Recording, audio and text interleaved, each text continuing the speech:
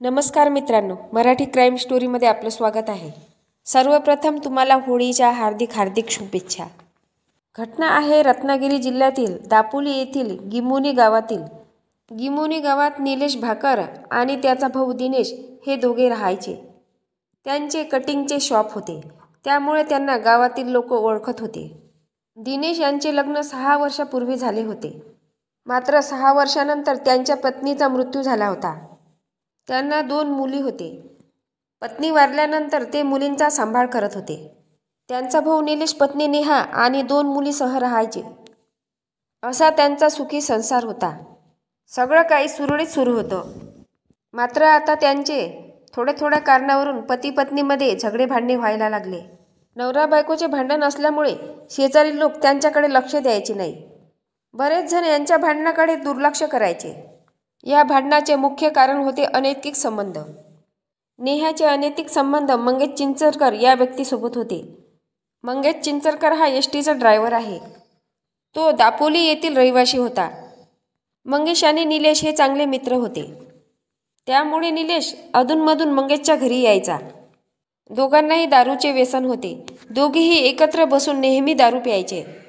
ST driver हा मंगेशच्या घरी अधूनमधून यायचा, त्यामुळे त्याची ओळख नेहासोबत झाली आणि दोघांचे प्रेम संबंध सुरू झाले आणि शारीरिक संबंधही सुरू झाले। मात्र पत्नीच्या अनैतिक संबंधाची भनक निलेशला लागली।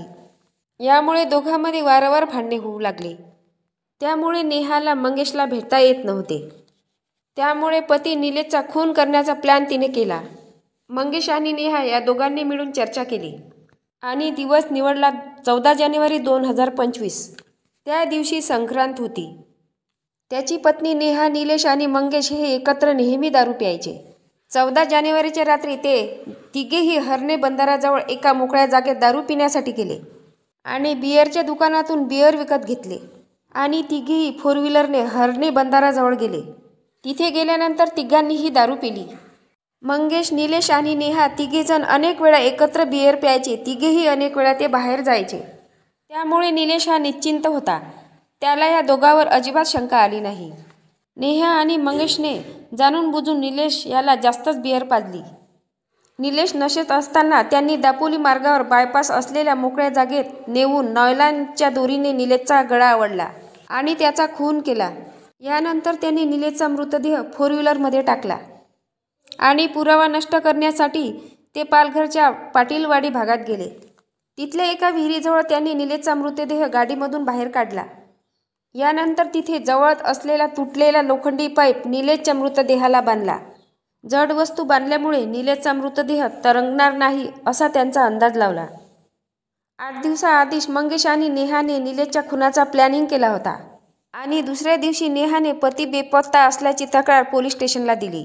पोलिसांनी तात्काळ कारवाई करत घटनेचा तपास सुरू केला आणि तेथील गावातील लोकांनी पण निलेशचा शोध घेतला।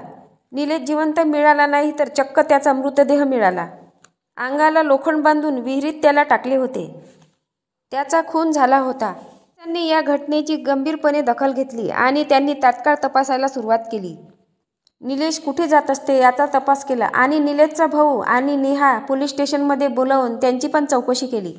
निलेशच्या ठाव ठिकाणाबद्दल काही क्लू मिळते का याचा तपास पोलीस करत होते।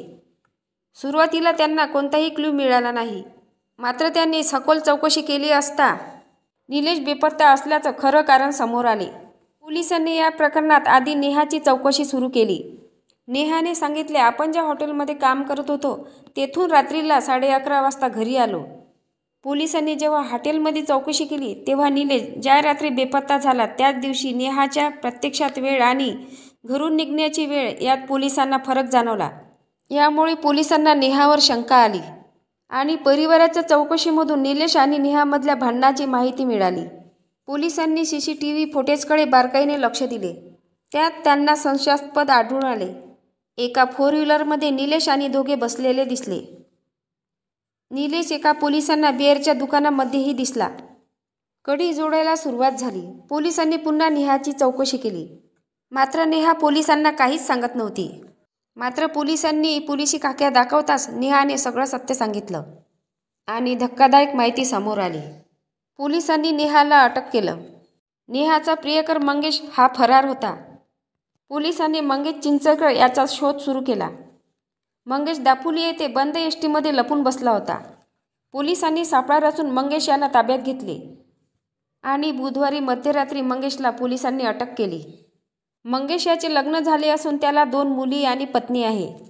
मंगेश याने पत्नी व मुलांचा विचार केला नाही आणि अनैतिक मार्गाने जाऊन आपला संसार उद्ध्वस्त केला. नेहाने पण आपल्या मुलाबाळांचा विचार केला नाही. आपली शारीरिक भूक भागवण्यासाठी दुसऱ्या पुरुषासोबत शारीरिक संबंध ठेवले आणि यातूनच तिने पतीला दारू पाजून खून केला. शेवटी वाईट मार्गाने जाणारा मार्ग केव्हाही अंधारातच घेऊन जातो. अलीकडे अनैतिक संबंधात खूप वाढ झालेली आहे. स्त्री पुरुष आपल्या कुटुंबाचा मुलांचा अजिबात विचार करत नाही. वासनेच्या आहारी जाऊन स्वतःचा सुखी संसार बर्बाद करतात. अशा अनेक घटना आपण पाहिल्या आहेत, घडल्या आहेत आणि घडतच आहे.